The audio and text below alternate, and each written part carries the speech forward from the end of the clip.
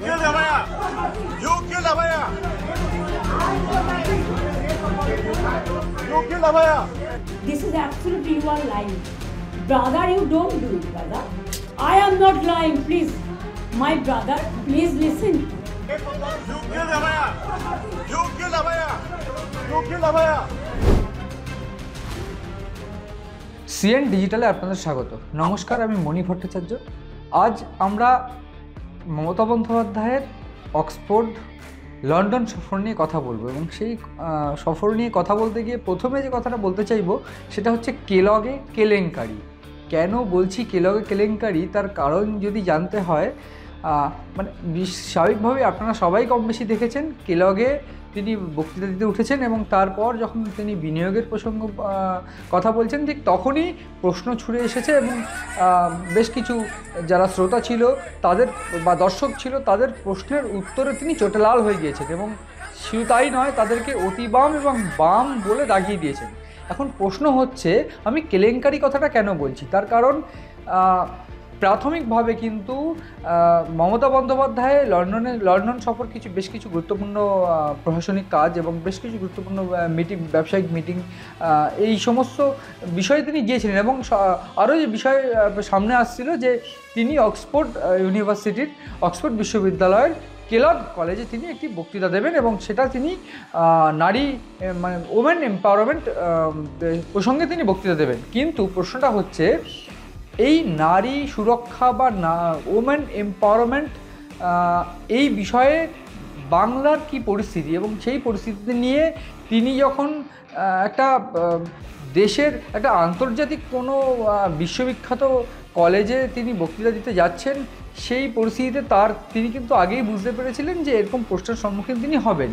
কিন্তু যেমন চুন খেয়ে গাল পুড়লে দই দেখলে ভয় করে, এরকম পরিস্থিতি মমতা বন্দ্যোপাধ্যায়ের। কেন?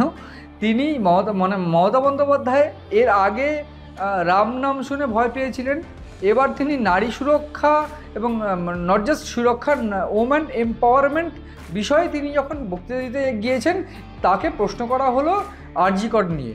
তিনি প্রশ্নের উত্তরে চোটেলাল এবং যারা প্রশ্ন করছে তাদের এসএফআই বাম অতিবাম বলে দাগিয়ে দিলেন। এবার মমতা বন্দ্যোপাধ্যায়ের এই রোগ কিন্তু নতুন নয়, এই রোগ কিন্তু অনেক পুরনো রোগ।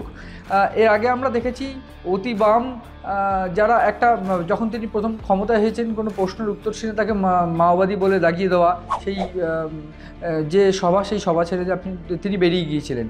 তারপরে আমরা দেখেছি জয় শ্রীরাম শব্দ শুনে তিনি চটে গিয়েছিলেন, তিনি তেড়ে গিয়েছিলেন।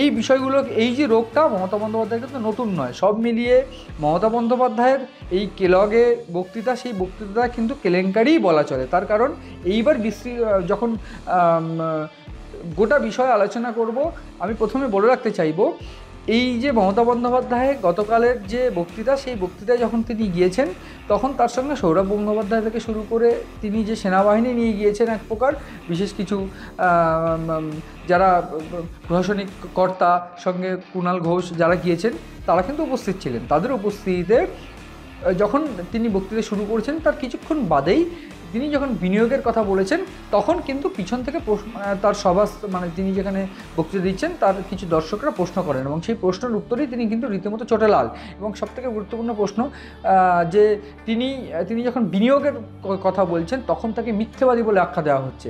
এখন এই বাংলার কোনো মুখ্যমন্ত্রী তিনি একটা বিশ্বখ্যাত কোনো বিশ্ববিদ্যালয়ের কোনো কলেজে গিয়েছেন, সেইখানে গিয়ে বাংলার এরকম অপমান তিনি বাংলাকে এরকমভাবে বলা, এই যে জায়গাটা কেন তৈরি হলো? এই জায়গাটা তৈরি হলো তার কারণ হচ্ছে বাংলার পরিস্থিতি, বাংলার যে সার্বিক পরিস্থিতি। কম বেশি সবাই আমরা জানি যে আরজিকর কাণ্ড, এই আরজিকর কাণ্ড নিয়ে কিন্তু এখনও অবধি আরজিকর কাণ্ডের যারা নির্যাতিতা তার বাবা মা এখনও অবধি বিভিন্ন কোর্টের দরজায় ঘুরছেন, এখনও অবধি তারা বিচার পাননি। এবং শুধু তাই নয়, যখন আরজিকর কাণ্ড হয় তখন আমরা বারবার প্রশ্ন তুলেছিলাম যে রাজ্যের যারা প্রশাসনিক কর্তারা রয়েছেন তাদের অ্যাক্টিভিটি নিয়ে, তাদের ভূমিকা নিয়ে, যেমন তালা থানার ওসি কিংবা সন্দীপ ঘোষ যিনি আরজিকরের ছিলেন, প্রিন্সিপাল ছিলেন, তাদের এই ভূমিকা নিয়ে কিন্তু প্রশ্ন উঠেছে এবং তাদেরকে কিন্তু কোথাও গিয়ে সেফগার্ড করার অভিযোগ উঠেছিল মমতা বন্দ্যোপাধ্যায়ের বিরুদ্ধে। সব মিলিয়ে যখন তিনি ওমেন এম্পাওয়ারমেন্ট নিয়ে বক্তৃতা দিচ্ছেন তখন তো এই প্রশ্ন উঠবেই, স্বাভাবিক, এবং সেটাই হয়েছে।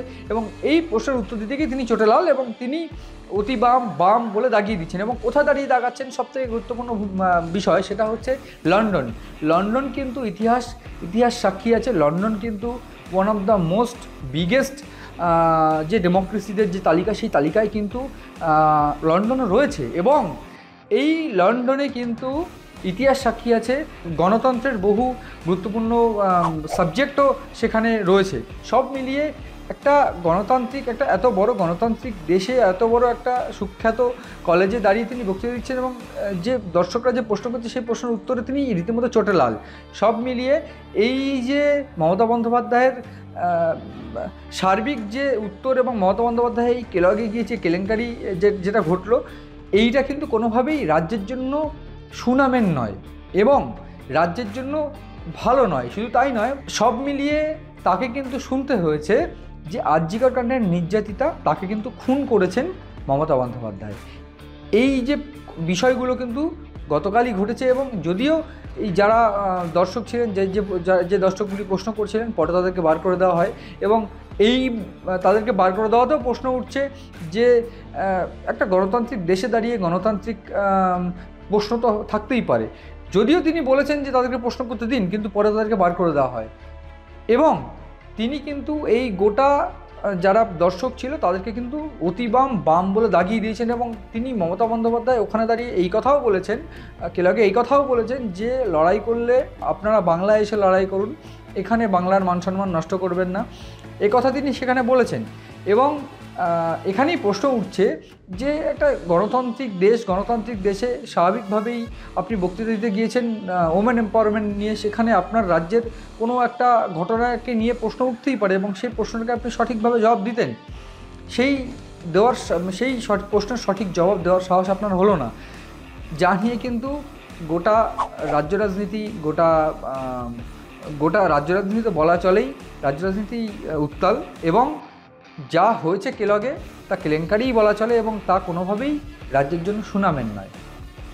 নজর রাখছি আমরাও, নজর রাখুন আপনারাও সিএন ডিজিটালের পাতায়।